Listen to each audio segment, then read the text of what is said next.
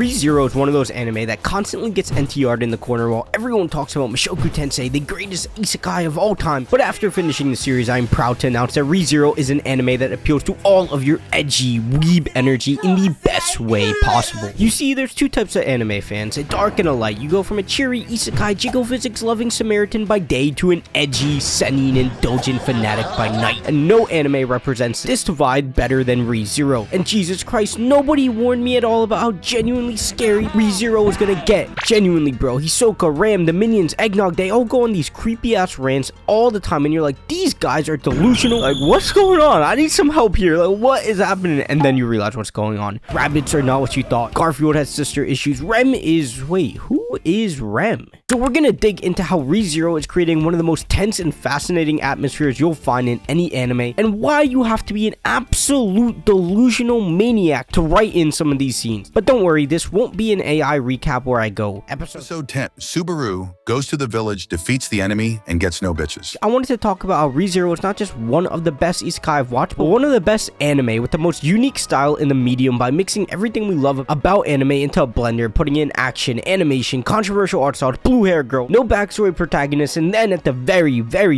end, it throws in 100,000 tons of horror. So let's just jump into it. Season 2 quickly reaffirmed that it was going to be another hard day in the office for Subaru. Man, he just thought he saved everyone. Like, literally, this normal ass dude has done the impossible, from beating immortal whales, getting his ass beat time and time again, and getting tortured by geese. And oh my goodness, don't get me started on you geese. After season 2, I cannot look at you the same. And Subaru, being the punching bag of the ReZero world, becomes sad, disturbing, and depressing real quick. Like when Rem disappeared. And when Rem disappeared, it wasn't as if one voice was gone, but it was as if a million voices suddenly cried out in terror and was suddenly silenced.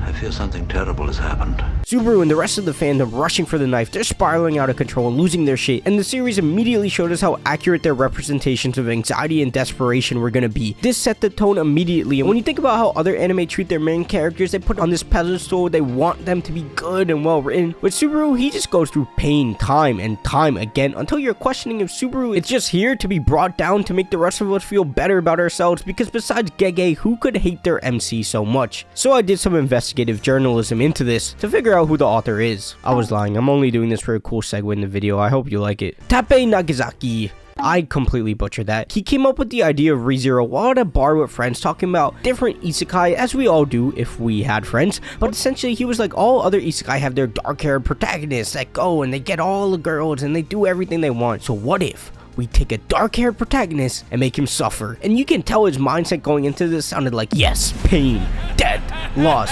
Oh, you like her? Poof, gone. You want to do deals like a little Warren Buffett? You're dead. You want a character to love you back? Oh, for fuck's sake. Oh, hell no, man. What the... Anyways, given the author's goal, needless to say, he achieved it, and a lot of things make sense when you know about that. But when it comes to building up the horror, not only did he create something eerie, but he created something legendary, something in the ranks of nah, I'd win. We got the birth of this legendary meme. Now listen here, gentlemen, hear my omen, hear my cry. I know a way to guarantee Rem will rise once again. How, you ask? It's simple, really. All you have to do is leave a like, comment, and subscribe, because over 90% of you aren't, meaning over 90% of you hate Rem. Now, although the anime goes on a slow run, and I started to get worried that this wasn't going to be the Michael Myers isekai, because there was a lot of this. I mean, a lot of this. Now look, I'm a dumbass, you guys are geniuses, but see, a dumbass like myself, when I'm watching a show, my mind can wander. I don't go on my phone or anything, but sometimes I'll watch and doze off and be like, should I get some ice cream right now? Nah, I'm fat. I'll hold off. But you know, if I did get some ice cream, it would go crazy. And after I look back up, it's like, who is this Emilia clone? Subaru has parents now, or it's a witch's harem? Needless to say, it's really easy to get lost, but this is what makes a mystery so great. And when it does pick up, you're like, oh my goodness, where did this come from? And you're not getting a whole lot of information at once, but you're seeing things slowly come together through each life. And what makes this even better is, unlike season 1, you actually see things from the perspective of other characters more often, instead of just watching it through the lens of this dumbass.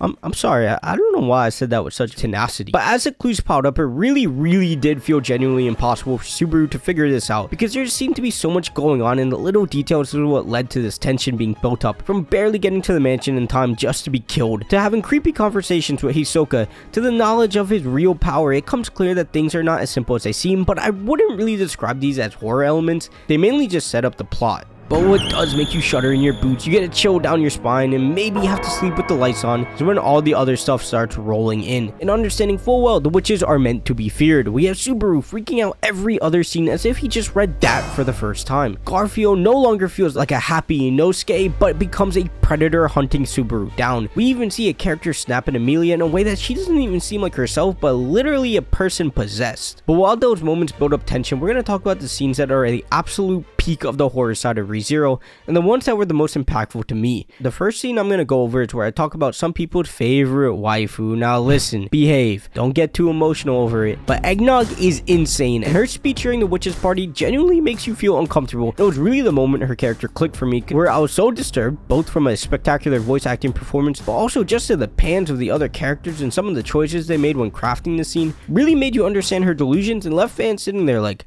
I can fix her, but whatever the fuck is wrong with her is honestly way harder. Now look, I get it, I understand. Echidna has a cult fan base like Rem. Don't worry, I get it. Look, Roswell literally threw away his entire bloodline's purpose just because of one little kiss. Okay, maybe not a little kiss. Jesus Christ.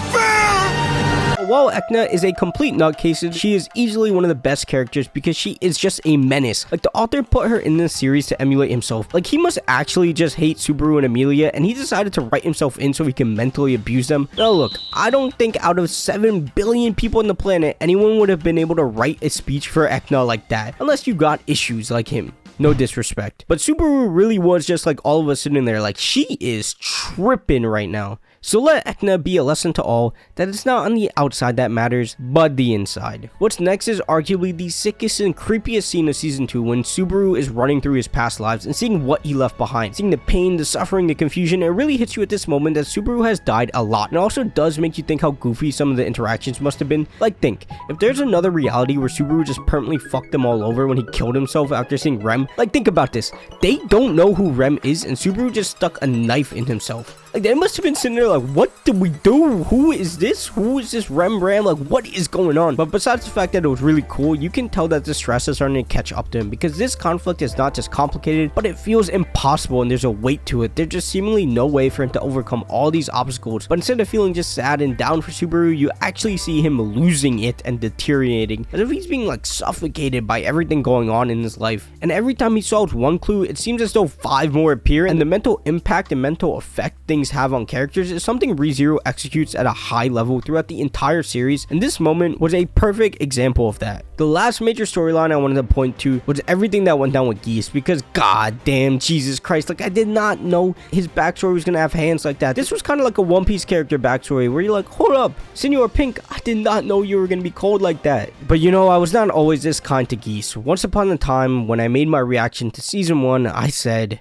yeah, he kind of sucks, but I swear his voice actor plays every crazy cool villain in anime. And look, man, I was young, I was confused. I'm sorry, Geese, I'm sorry, but seriously, this was probably the saddest moment of the whole series, where you really were like, how can you even come up with this? Like, Jesus Christ, you just load yourself up with alcohol and blast cyberpunk music while looking at old pictures of yourself back when you were happy and everything was good in the world? Because how could you do this to a character? This backstory not only left you surprised at how much depth actually went into Geese, but it does show the tragic downfall of someone that was noble, beyond compare, and honorable, and it's impressive how the tension is still kept despite the fact that you know for certain something bad was going to happen due to season 1, but that didn't change its impact at all. As soon as you saw those 2 clowns, those 2 bozos, those 2 bums show up, and you look at them, they don't got no trip on, they got an attitude, they're like the worst villain archetype in anime.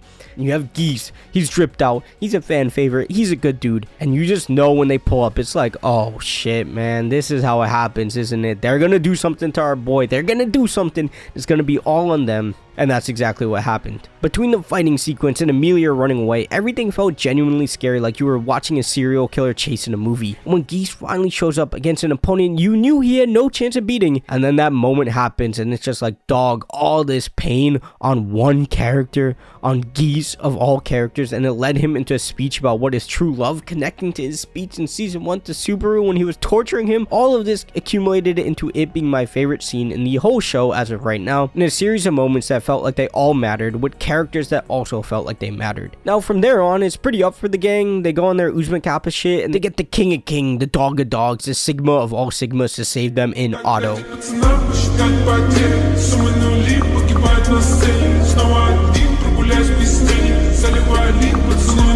Auto, Speedwagon. But when it came to watching ReZero, I got hundreds of comments to watch this show, and I was like, Jesus Christ, whatever, I would give it a go. I watched season 1 and I was like, alright, good, but Rent a Girlfriend better. Then I watched season 2 and it was literally the meme where you gotta sit up when you're playing a game, because you're like, holy shit, this is insane. There's another god tier isekai, and this time the protagonist is not a pedo. Check out my reaction to season 1 right here, and don't forget to leave a like, subscribe, and we're just getting started. We're gonna stay consistent, and I'll see you in the next video.